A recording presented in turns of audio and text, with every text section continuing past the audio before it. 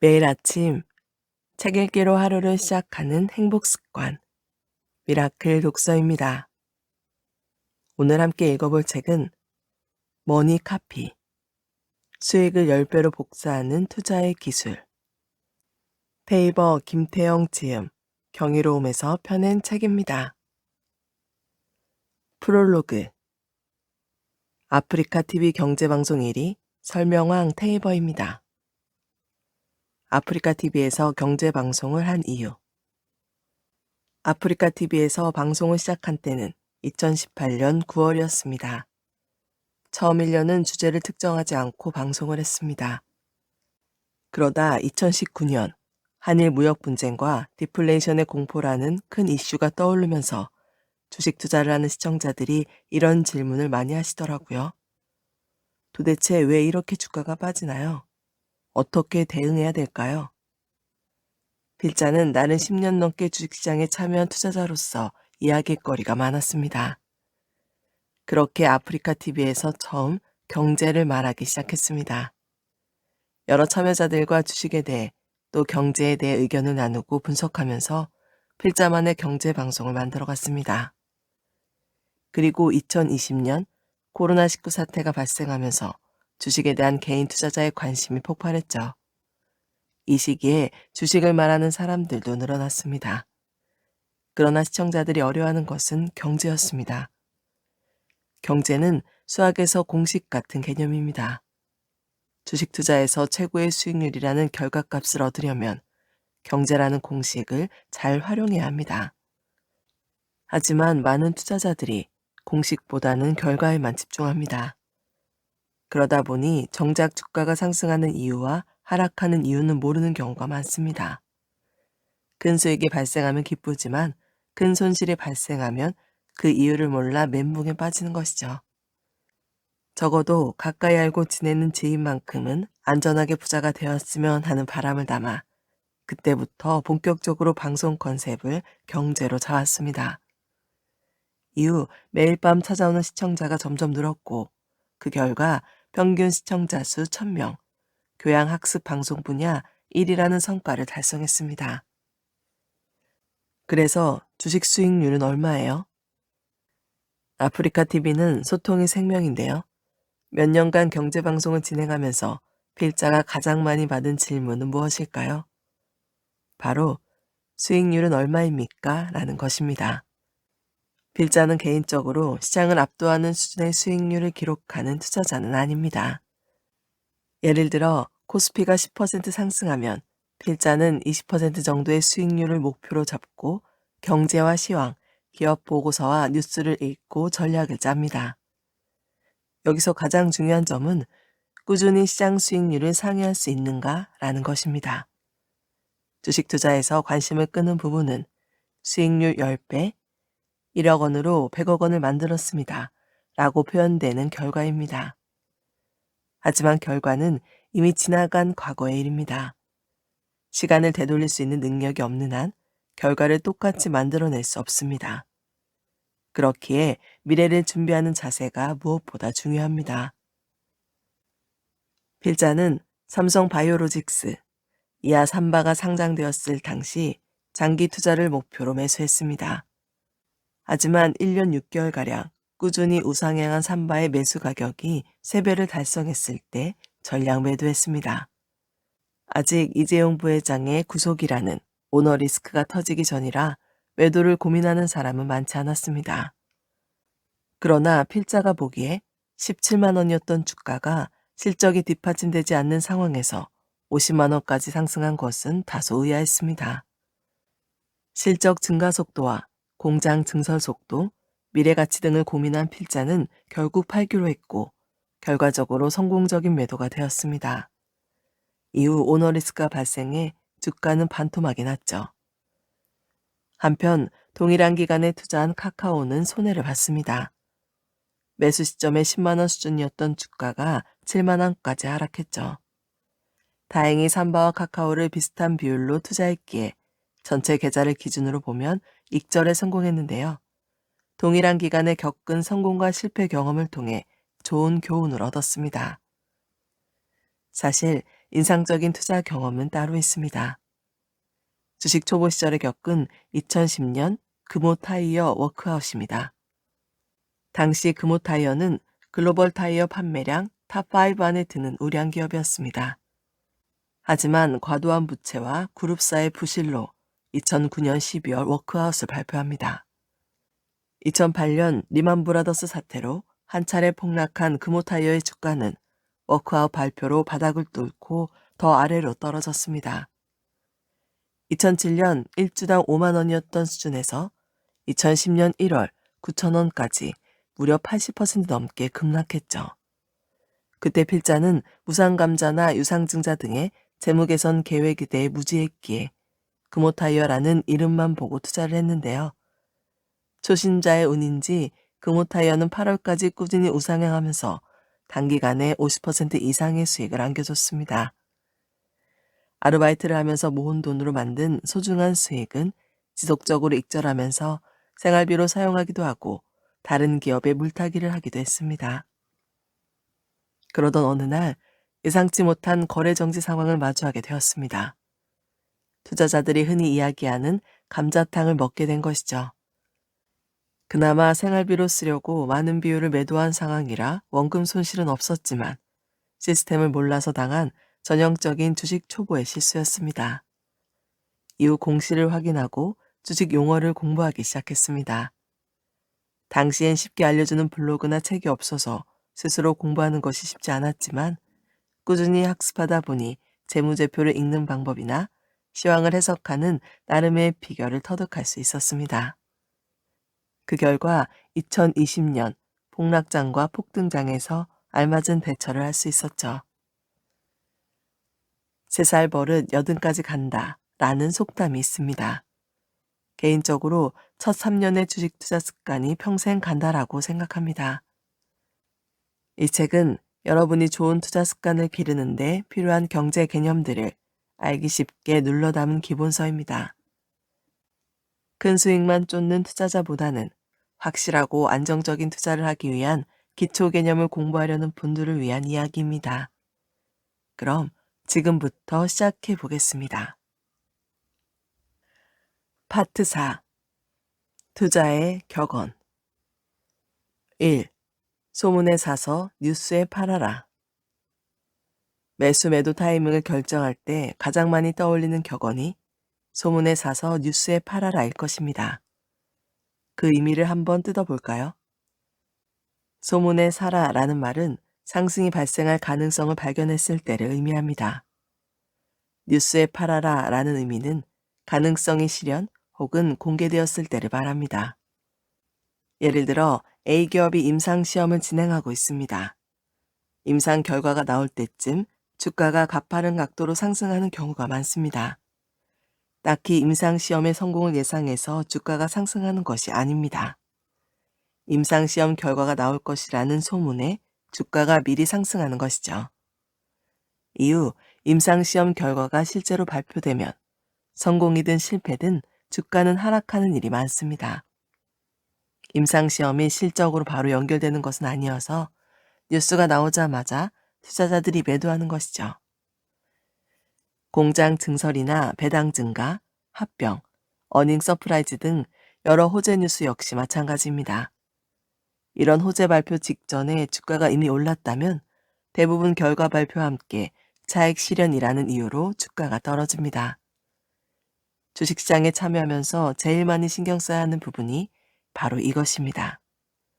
내가 아는 정보를 얼마나 많은 사람이 알고 있는지 출처와 차트를 통해 확인하는 습관입니다. 고점에 매수하는 실수는 대부분 장기 차트를 확인하지 않았기 때문에 벌어집니다. 이미 높은 가격인 줄 모르고 들어왔다가 손절하지 못하는 것이죠.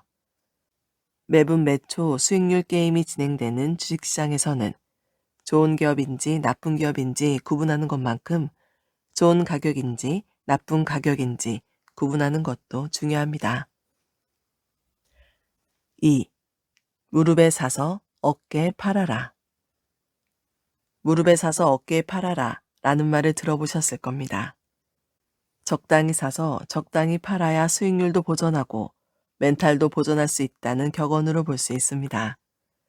그렇지만 주가의 무릎과 어깨를 발견하려면 그 흐름이 어느 정도는 안정적이어야 합니다.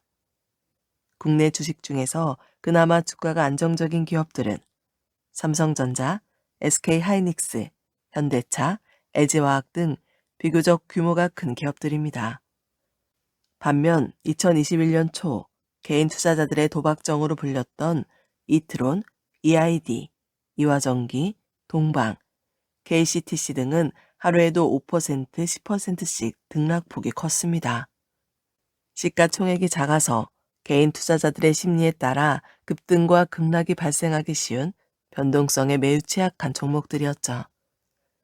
시야를 넓혀 나라별로 변동성을 따져보겠습니다. 글로벌 기준으로 보면 한국 시장은 삼성전자, SK하이닉스보다는 이트론 EID에 가까운 시장으로 볼 수 있습니다. 한국 시장은 전 세계에서 약 2%의 비중을 차지하는 작은 시장입니다. 글로벌 시장에서 차지하는 규모가 매우 작은 중소기업이라고 볼 수 있죠. 게다가 변동성에 대한 충격을 완화할 수 있는 금융장치들이 부족한 편입니다. 그렇다면 선진금융시장과 한국금융시장의 차이점은 무엇일까요? 선진국 증시 대 한국 증시. 한국 주식시장의 역사는 1956년 3월 3일 대한증권거래소가 출범하면서 시작됐습니다. 그러나 글로벌 시장에서 정식 거래 대상으로 인식되기 시작한 것은 1992년 외국인의 국내 증시 직접 투자가 허용된 이유였습니다. 외국인의 코스피 매수가 제한되었던 전과 달리 외국인의 접근이 자유로워지면서 국제시장 질서하에 한국 기업들이 제대로 된 가치평가를 받기 시작했습니다. 물론 외국 자본의 유입 때문에 IMF 경제위기라는 부작용이 발생하기도 했습니다. 그러나 그 이후부터 부채 비율이 과도하게 높은 기업들이 정리되고 정부 지원이 아닌 시장 시스템을 기반으로 하는 판교 테크노밸리가 성장한 것도 사실입니다. 100년이 넘는 유구한 역사를 지닌 유럽이나 미국의 자산시장에 비해 한국 시스템은 갖춰야 할 것이 아직 많은 상황입니다. 본래 주식시장은 단순히 기업의 지분을 사고 파는 시스템이었습니다. 하지만 네덜란드 동인도 회사에서 시작된 자산거래 방식이 원자재, 회사채, 국채 등의 거래시장으로 확대되면서 여러 금융투자 상품이 파생되었습니다. 원자재를 주식시장 안에서 거래하는 ETF, ETN 등의 상품이 등장했고 시장지수 전체에 투자하는 ETF, ETN 상품이 상장되어 주식처럼 거래되기도 합니다. 이외에도 미래 특정 시점의 지수나 개별 기업의 주가 등락을 예측하는 선물거래 시장이 형성되기도 하고 지수의 상승과 하락을 두고 투자자 간의 머니게임을 벌이는 옵션 거래 시스템이 나타나기도 했습니다. 시장에서는 이런 원자재, 선물, 옵션 등을 거래하는 시스템을 두고 파생상품 시장이라고 합니다. 문제는 이렇게 다양한 파생상품이 주식의 매수와 매도에 관여하기 시작했다는 것입니다. 그러면서 개별 종목의 등락에 미국 정부의 정책, 중국의 소비 패턴, 유럽 중앙은행의 의사결정 등 수많은 변수가 녹아들기 시작했습니다. 예를 들어 미국 정부에서 태양광 투자 정책을 발표하면 미국 투자자들은 태양광 ETF를 매수하겠죠. 이러한 ETF에는 비단 미국 기업만 포함되는 게 아니라 글로벌 태양광 업계 1위인 중국의 윙기 실리콘 자재나 폴리실리콘을 생산하는 한국의 OCI, 태양광 패널을 생산하는 하나솔루션, LG화학 등도 포함될 수 있습니다. 미국의 태양광 투자 정책에 주목한 자본이 미국을 넘어 중국, 한국의 관련 기업 매수에 관여하는 것이죠. 이런 글로벌 투자금은 비교적 장기간 주식 보유를 유지하기에 주식의 유동성을 감소시키는 역할을 합니다. 그러다 투자한 기업이 기대한 기업 가치를 벗어나면 대량의 매수나 매도가 발생합니다. 이렇게 과도한 상승이 발생할 때는 개별 투자자들 역시 매도로 대응하고 과도한 하락이 발생하면 매수로 대응하는 등의 전략을 취해야 합니다. 반대로 글로벌 이슈가 매도를 유도할 때도 있습니다. 미국 정부가 이란을 상대로 규제를 시작했다거나 소규모 공격을 했다 등의 부정적인 발표가 난다면 이란의 지리적 특성상 국제 유가가 급격하게 상승하는 원인으로 작용할 수 있습니다. 국제 유가가 상승하면 에너지 비용이 증가하면서 태양광과 같은 친환경 기업들에 대한 매수는 더 늘어날 수 있지만 반대로 석유화학 기업이나 석유 에너지 사용량이 많은 기업들 혹은 ETF의 대량의 매도가 발생할 수도 있죠. 세계 어딘가에서 발생한 어떤 일로 인해 주식이 내가 예상한 저점보다 더 낮은 가격에 거래될 수도 있고 반대로 생각보다 더 높은 가격에 거래될 수도 있습니다. 하지만 개인 투자자 입장에서 이런 등락을 모두 예상하고 투자할 수는 없습니다. 내가 매수한 시점보다 더 하락할 수도 있으니 무릎 매수를 목표로 삼고자 하는 것이고 내가 매도한 시점보다 더 상승할 수도 있기에 어깨 매도를 노리고자 하는 것입니다. 기업에 따라 적용 범위는 다르겠지만 차트 분석 관점에서 전고점, 전저점 가격을 참고하는 건 역시 적당한 무릎과 어깨 위치를 찾기 위함이라고 해석할 수 있죠. 무릎과 어깨를 찾는 법. 개인적으로 무릎과 어깨를 찾는 일은 운으로 이루어지지 않는다고 생각합니다. 실적과 배당을 기준으로 직접 찾을 수 있습니다. 먼저 국내 시장에서 투자하려는 기업이 포함된 국내 업종 평균 PER과 평균 배당률을 비교해 봅니다. 더 나아가 미국 시장이나 중국, 유럽 등에서 거래되는 동일 업종의 평균 배당률, 최근 등락폭을 비교해 보는 것이죠. 그리고 자산시장에 미치는 외부 변수가 없다는 가정 아래 더 하락하기 힘든 저점과 실적 성장 속도에 비례하는 고점이 어딘지를 찾습니다. 이렇게 찾은 고점과 저점 사이에서 비교적 단기간 1에서 3개월 동안 이뤄지는 5에서 10% 수준의 기계적인 등락을 목표 수익으로 삼는 투자를 할 수 있는 것이죠. 이러한 투자를 보통 스윙 투자라고 합니다. 실적 전망치에 기반해 적당한 주가 수준을 찾아낼 수 있다면 비교적 안정적으로 반복적인 수익을 낼 수 있습니다. 결론적으로 무릎에서 사서 어깨에 팔아라 라는 격언이 의미하는 말을 정리하면 이렇습니다. 연평균 상승률을 기반으로 업종 평균 상승 속도를 인지한 뒤에 그보다 과도한 수익 목표를 세우지 않고 안정적으로 매수와 매도를 하면서 스스로의 투자 만족도를 끌어올리자는 것입니다. 3. 계란을 한 바구니에 담지 말라. 계란을 한 바구니에 담지 말라 라는 말은 분산 투자를 강조하는 말입니다.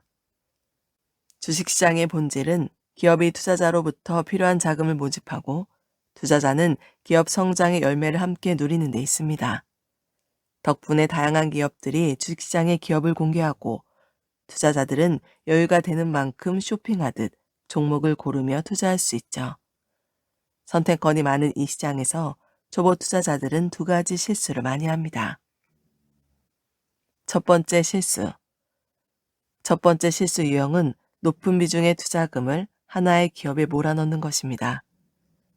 예를 들어 2차 전지 시장의 가능성을 크게 평가해 대부분의 투자금을 2차 전지 기업 중 하나인 LG화학에 투자했다고 가정해 보겠습니다. 실제로 LG화학은 글로벌 2차 전지 시장에서 업계 선두를 달리고 있습니다. 2020년 한 해 동안 2.5배의 주가 상승을 보였습니다.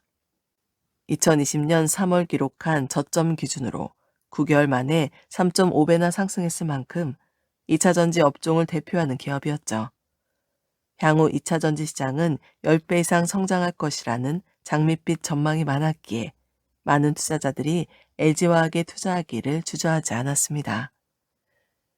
하지만 2020년 9월 LG화학은 배터리 사업부의 물적 분할을 발표했습니다. 물적 분할이란 기업 내 부서를 새로운 법인으로 분리하는 것을 의미합니다. 새로운 법인으로 분리되면 외부 투자 유치가 기존 사업부일 때보다 자유롭습니다. 이게 사업부가 아니라 엄연한 LG화학 자회사로서 지분 판매가 가능해지고 비공개 지분 매각 혹은 독립적인 IPO도 할 수 있습니다. 문제는 배터리 사업을 보고 LG화학에 투자한 기존 투자자들의 입장에서는 분통이 터지는 상황이라는 것입니다. 결국 주가가 악재로 작용하게 되었죠. 기업의 분할에는 인적 분할과 물적 분할 두 가지 경우가 있습니다. LG화학이 선택한 물적 분할은 기업 내 부서를 새로운 독립 법인으로 설립하면서 100% 자회사로 변경하는 것입니다. 모회사 LG화학이 보유한 자회사 지분이 100%로 유지된다면 기존 투자자들에게 변동되는 사항은 없습니다. 반면에 인적 분할은 기업 내 부서를 새로운 독립법인으로 설립하면서 기존의 지분율대로 분할 상장하는 것을 의미합니다. LG화학의 지분 2%를 보유한 투자자를 기준으로 생각해보면 물적 분할된 신설법인은 기존 투자자의 지분이 포함되지 않은 100% LG화학 자회사로 신규 설립됩니다. 그러나 인적 분할된 신설법인은 기존 투자자의 2% 지분이 그대로 승계되는 형태죠. LG화학의 이런 선택에 배터리 사업부의 성장성을 보고 LG화학에 투자했던 투자자들은 실망할 수밖에 없었죠. 이후 2021년 상반기 2차전지 관련 기업들의 주가가 30에서 50%씩 상승하는 동안에도 LG화학 주가는 제자리 걸음을 반복했고 LG에너지솔루션의 IPO가 확정됨에 따라 향후 LG화학의 주가가 하락할 것이라고 예상한 전문가들 역시 많은 상황입니다. LG화학 사례처럼 하나의 기업에 큰 비중의 투자를 집행하는 경우 기업 내부 혹은 외부의 악재로 인해 주식이 하락하거나 시장 수익률에 미치지 못하는 상황이 발생할 수 있습니다. 하지만 개인 투자자는 기업을 경영하는 대주주가 어떠한 선택을 할 것인지 예상할 수 없으니 기업의 미래를 확신할 수 없죠. 따라서 하나의 기업보다는 다양한 기업으로 주식 계좌를 구성하는 것이 보다 안정적인 수익률을 얻을 수 있는 방법입니다. 두 번째 실수. 두 번째 실수 유형은 분명히 다양한 기업에 투자하기는 했는데 똑같은 농장의 계란을 구입한 경우입니다. 예를 들어 자동차에 대해 전문가 수준으로 박식한 투자자 A가 있습니다. 국내 자동차 관련 기업들 중에서 브레이크, 타이어, 인테리어, 조향장치, 인포테인먼트, 실내 조명, 자율주행 등 각 분야의 대표 기업들을 매수해 계좌를 구성했다고 가정해 보겠습니다. 만약 국내 완성차 브랜드의 품질 문제로 해외 시장에서 불매운동이 발생하면 국내 자동차 관련 기업들의 주가는 하락을 면치 못하겠죠. 이 상황에서 투자자 A의 계좌는 어떻게 될까요? 이번에는 평소 신흥국에 관심이 많던 투자자 B가 있습니다. 글로벌 제조기업들이 중국 시장의 인건비 상승을 피해 베트남으로 이전한다는 소식을 듣고 베트남의 임금 상승을 투자 아이디어로 삼아 베트남의 건설, 식품, 인프라 기업을 매수해 계좌를 구성했다고 가정해 보겠습니다. 이런 상황에서 베트남 내부에서 반공상주의 운동이 발생하거나 외환위기 같은 지역적인 문제가 발생하면 투자자 B의 계좌는 어떻게 될까요? 두 가지 모두 매우 극단적인 사례입니다. 다만 실제로 삼성전자와 SK하이닉스에 같이 투자했거나 현대차와 기아차, 현대모비스에 함께 투자한 투자자들이 존재하는 것도 사실입니다. 물론 한 번에 같은 섹터의 기업을 매수하는 것이 틀린 투자는 아닙니다. 하지만 보통 삼성전자가 하락하면 SK하이닉스도 하락하고 현대차가 하락하면 기아차와 현대모비스도 함께 하락합니다. 그러니 유사한 기업 여러 곳에 투자하는 것보다는 그중에서 조금 더 높은 수익률을 기대할 수 있는 기업에 집중 투자하는 것이 오히려 더 효율적일 수 있습니다. 주가가 함께 가는 흐름은 국가 단위로 발견되기도 합니다. 글로벌 시장에서 메모리 반도체 탑3는 한국의 삼성전자와 SK하이닉스, 그리고 미국의 마이크론 테크놀로지입니다. 같은 기간 마이크론 테크놀로지의 주가 움직임을 살펴보면 삼성전자, SK하이닉스와 크게 다르지 않다는 것을 발견할 수 있죠. 결국 개별 기업 간 등락률의 차이는 존재하지만 글로벌 시황에 따라 메모리 반도체의 업황이 좋을 때는 한국과 미국 기업이 모두 상승하고 반대일 때는 모두 하락하는 것을 볼 수 있습니다. 그렇기에 삼성전자와 마이크론을 동시에 매수하면 메모리 반도체의 시황에 따라서 계좌 전체의 수익률이 흔들릴 수 있습니다. 그러니 이제부터 분산 투자를 할 때는 단순히 하나의 회사가 아닌 것을 넘어 업종, 국가까지 살피는 자세가 필요합니다. 오늘 미라클 독서는 여기까지 읽도록 하겠습니다. 오늘도 함께 해주셔서 감사합니다.